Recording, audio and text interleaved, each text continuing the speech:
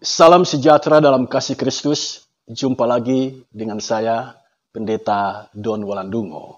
Dalam menjalani kehidupan, acap kali kita melakukan kesalahan, kekilafan, dan dosa. Tuhan menghendaki kita agar segera bertobat dan menghasilkan buah yang baik. Mengapa?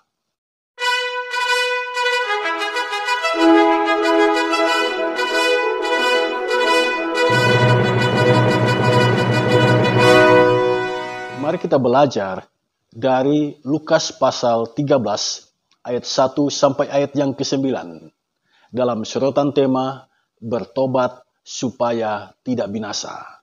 Sebelum kita membaca bagian Alkitab ini, mari kita berdoa. Ya Bapa Allah yang Maha Kuasa, dimuliakanlah namamu.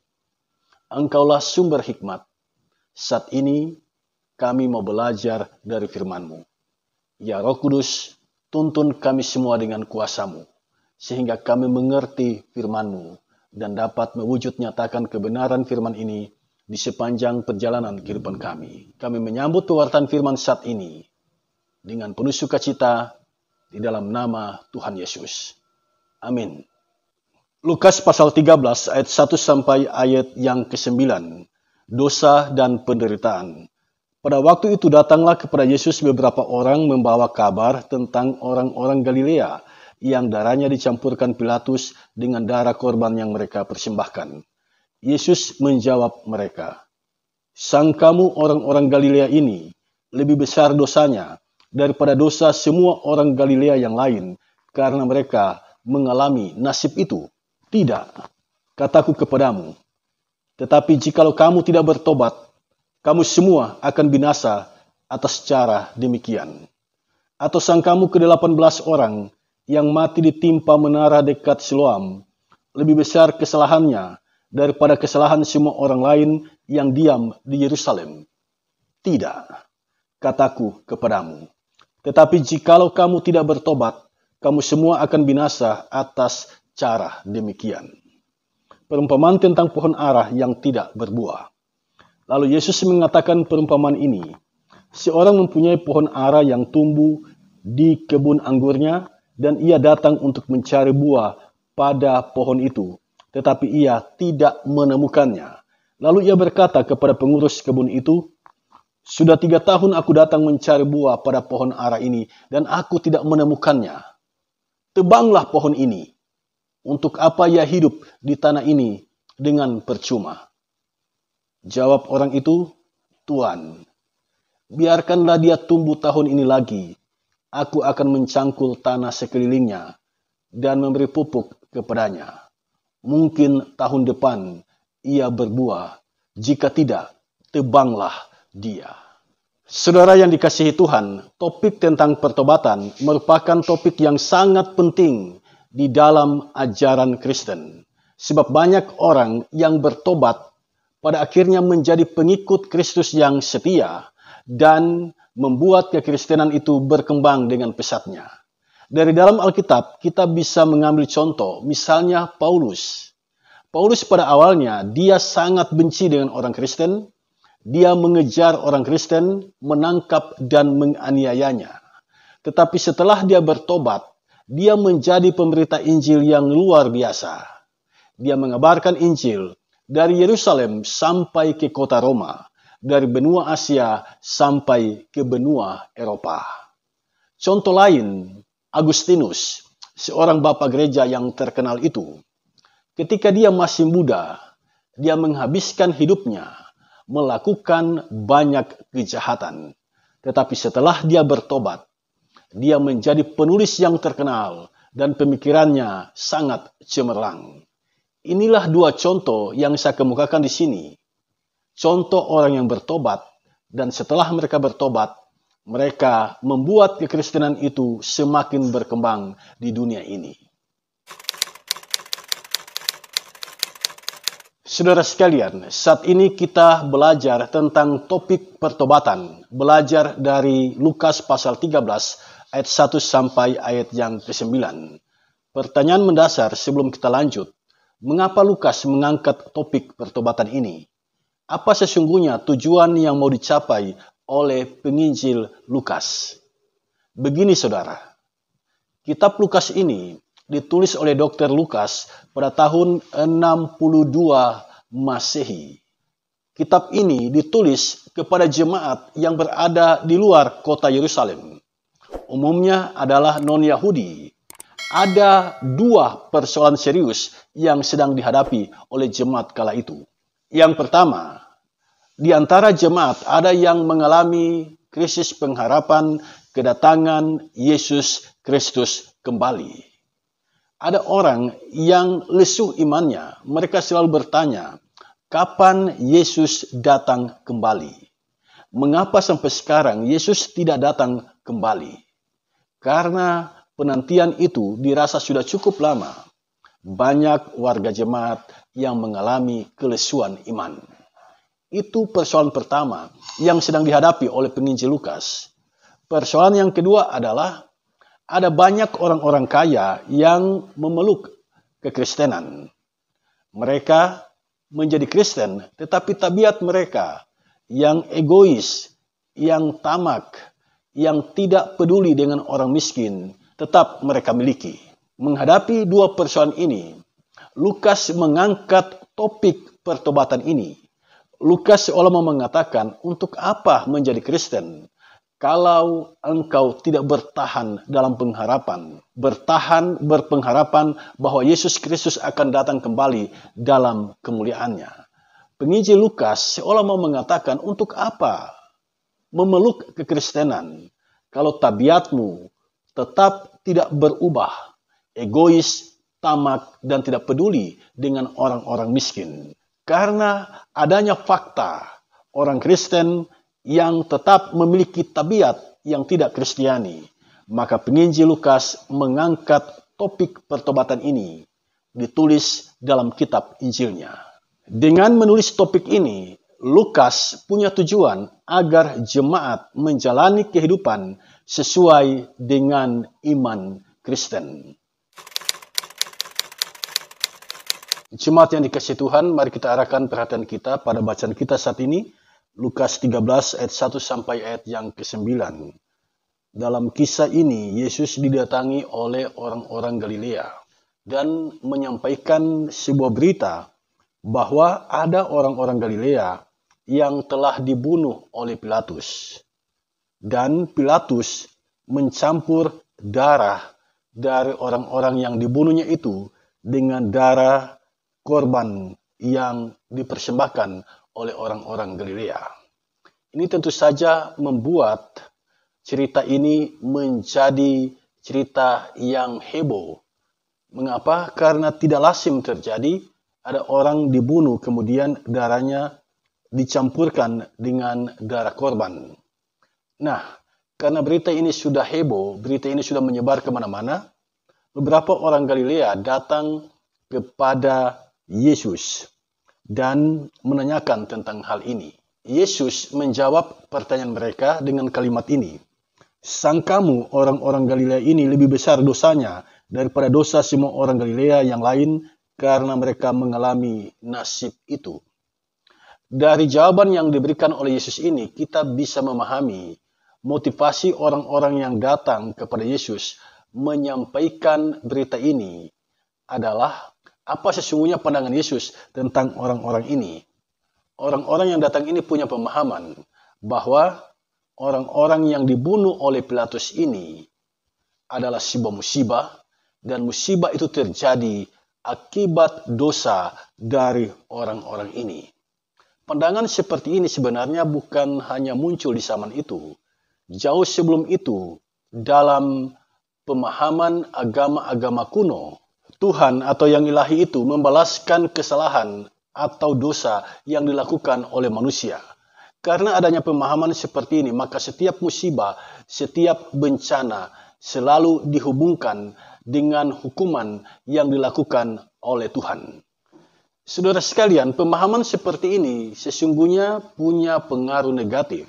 Dengan adanya pemahaman yang sedemikian ini, sadar ataupun tidak, manusia telah memasuki gaya hidup saling menghakimi satu sama lain. Orang-orang Galilea yang datang kepada Yesus ini Mereka memahami bahwa musibah itu terjadi karena dosa orang-orang Galilea ini. Yesus menolak pemahaman yang semacam ini. Tidak ada hubungannya antara musibah dengan dosa. Nah, apa alasan yang Yesus sampaikan kepada orang-orang ini? Ini menarik, saudara sekalian. Ada 3 alasan yang disampaikan oleh Yesus. Mengapa dia menolak pemahaman bahwa musibah itu adalah akibat dosa.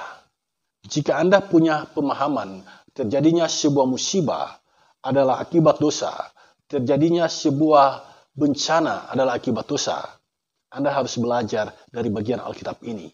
Mari kita ikuti 3 alasan yang disampaikan oleh Yesus tentang hal ini.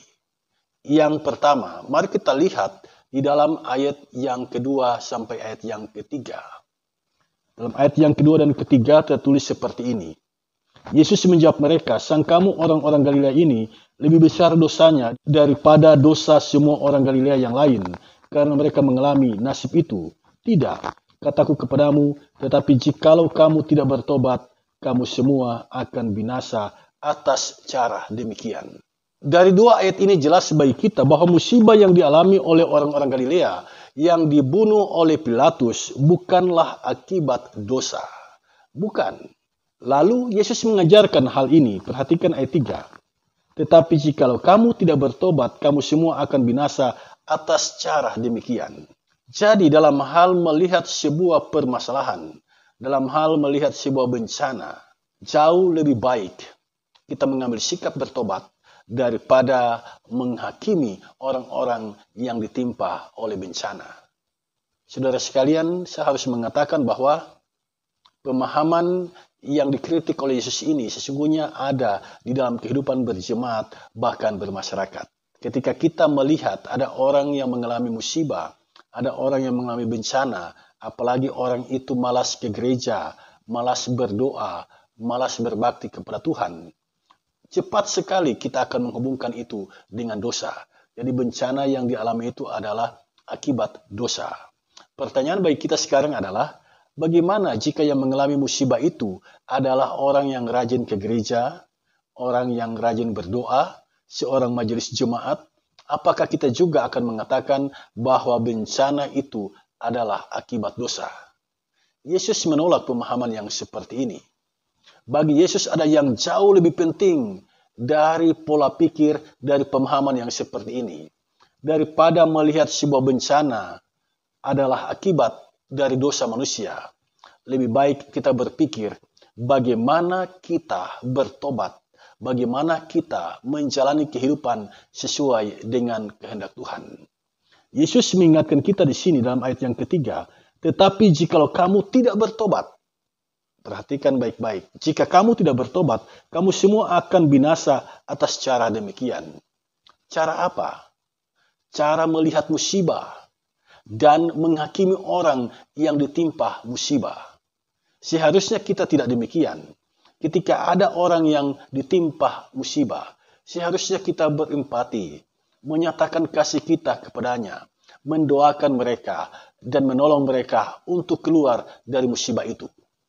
Jika kita menghakimi orang yang ditimpa oleh musibah, kita memperburuk keadaan yang ada. Yang kedua, perhatikan ayat 4 dan ayat yang kelima. Mari kita baca 2 ayat ini. "Atau sang kamu ke-18 orang yang mati ditimpa menara dekat Siloam lebih besar kesalahannya daripada kesalahan semua orang lain yang diam di Yerusalem? Tidak, kataku kepadamu, tetapi jikalau kamu tidak bertobat, kamu semua akan binasa atas cara demikian." Ada satu kisah lagi yang disebutkan oleh Yesus di sini, yaitu 18 orang yang mati ditimpa menara dekat Siloam. Rupanya peristiwa ini tidak lama terjadi, sehingga Yesus menunjukkan hal ini kepada orang-orang yang datang kepadanya. Apakah orang-orang yang 18 orang itu yang mengalami musibah ini lebih besar kesalahannya? Ini sesuatu yang tidak logis, sesuatu yang tidak masuk akal. Yang mana kalau orang ditimpa musibah, itu berarti dia memiliki dosa yang besar, lalu orang yang tidak ditimpa musibah, itu tidak punya dosa yang besar. Bagi Yesus, ini sesuatu yang tidak benar. Nah, ada dua peristiwa yang ditunjukkan oleh Yesus di sini. Dan semuanya berintikan satu hal. Yesus mengajar orang-orang yang bertanya kepadanya itu agar tidak mudah menghakimi dan memiliki pemahaman yang benar dalam hal memandang musibah. Jawaban Yesus yang ketiga dalam bentuk perumpamaan dapat kita baca dalam ayat yang ke-6 sampai ayat yang ke-9. Di sini disebutkan tentang pohon ara yang tidak berbuah. Ketika pohon ara ini dijumpai tidak menghasilkan buah, apakah dia langsung ditebang? Apakah dia langsung dipotong? Apakah dia langsung dibakar di dalam api? Tidak. Pohon ara yang tidak berbuah ini diberi kesempatan setahun lagi untuk menghasilkan buah.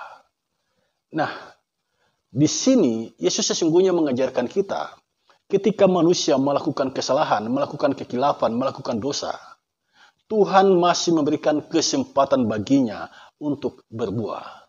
Yang menarik di sini adalah untuk menghasilkan buah, pohon ara itu tidak bisa menolong dirinya.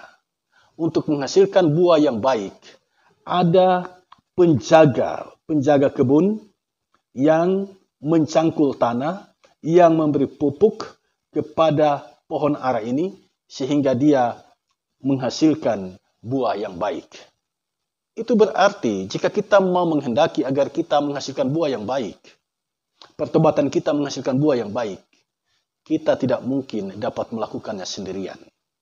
Mesti ada di luar diri kita yang menolong kita untuk menghasilkan buah yang baik. Nah, siapa itu? Itu adalah Roh Kudus. Roh Kudus itulah yang menyertai kita sampai akhir zaman. Roh Kudus itulah penolong kita, yang menolong kita untuk menghasilkan buah yang baik. Dengan pemahaman yang seperti ini, kita diingatkan, ketika kita menghasilkan buah yang baik, janganlah kita menyombongkan diri. Sebab buah yang baik itu tidak datang dari kemampuan diri kita, dari kepintaran kita, dari kehebatan kita. Buah yang baik itu dapat dihasilkan karena Roh Kudus yang menolong kita. Orang yang memahami bahwa buah yang baik yang dihasilkannya adalah pertolongan Roh Kudus, dia semakin rendah hati dan tunduk sepenuhnya di bawah kemahakuasaan Tuhan. Sebab dia sadar, tidak ada yang baik yang dapat dihasilkan tanpa pertolongan Roh Kudus. Sekarang apa pesan dan makna ulasan kebenaran firman ini bagi kita? Saya mencatat 3 hal. Yang pertama, berhentilah menganggap diri lebih baik, lebih benar, lebih kudus dari orang lain. Berhentilah. Ketika engkau melihat orang yang ditimpa oleh musibah, berhentilah menghakimi orang dan mengatakan itu semua adalah akibat dosa. Tidak.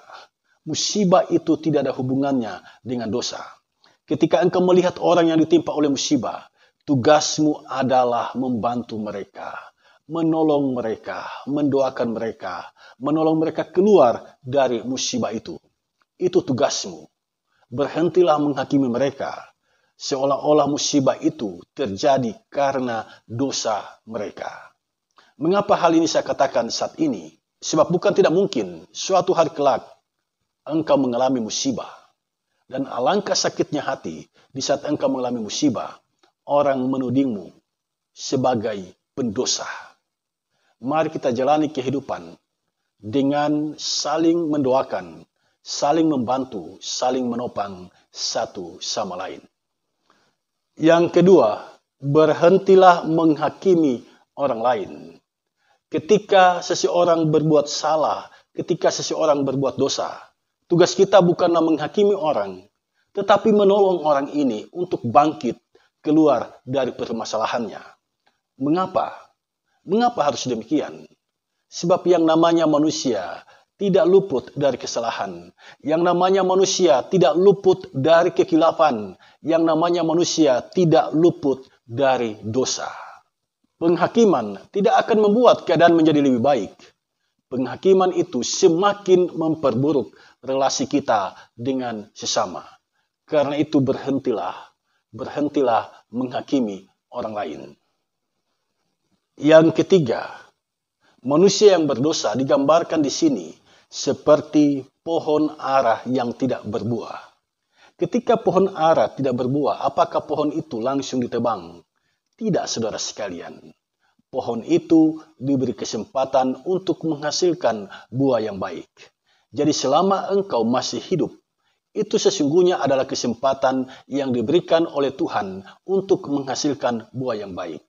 Dan kita harus ingat bahwa untuk menghasilkan buah yang baik, kita tidak mungkin mengandalkan kemampuan diri kita sendiri.